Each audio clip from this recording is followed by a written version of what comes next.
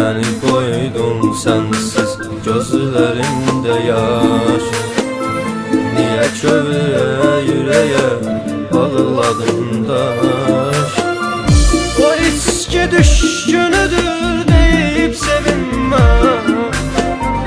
Mən sən salam bu hala razılaş. Eləyir dərddən uzaq şərabım məni. İtirəm ki üzüm əsin əzabım məni.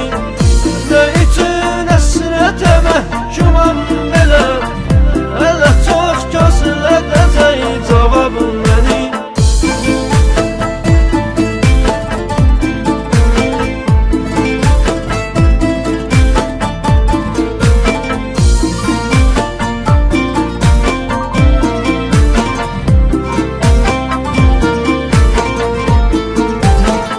Əllərindən qopan əllərin hanı? Gözünə tökülən tellərin hanı? Bizdə gölüm ayırar sarılardım.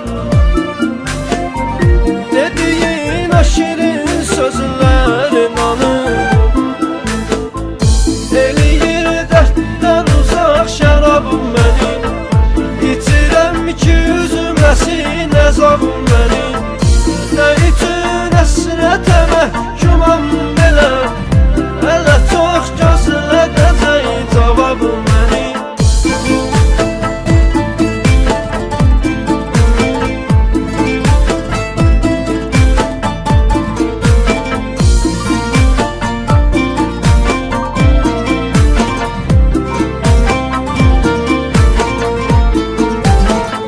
Nə həyata, nə sənə yoxdur sözüm.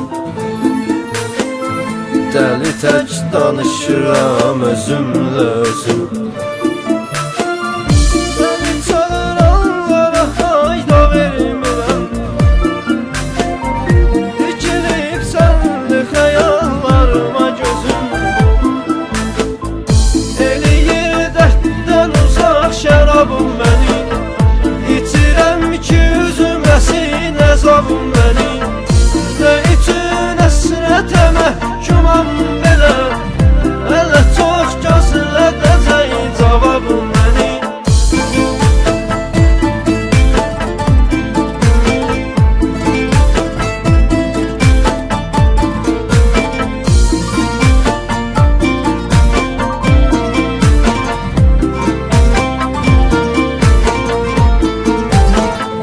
Mənə həmdəm otağımdır, dörd divardır.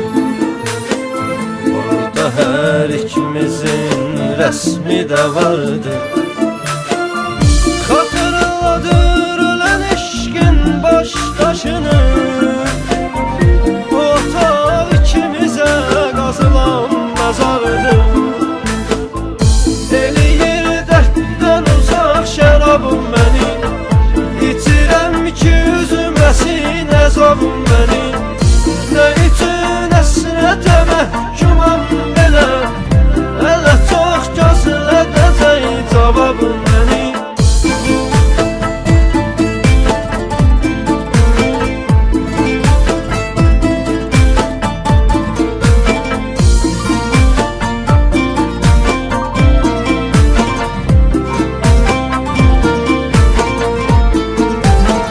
Bizcə sən olmadın, hər şeyim oldu.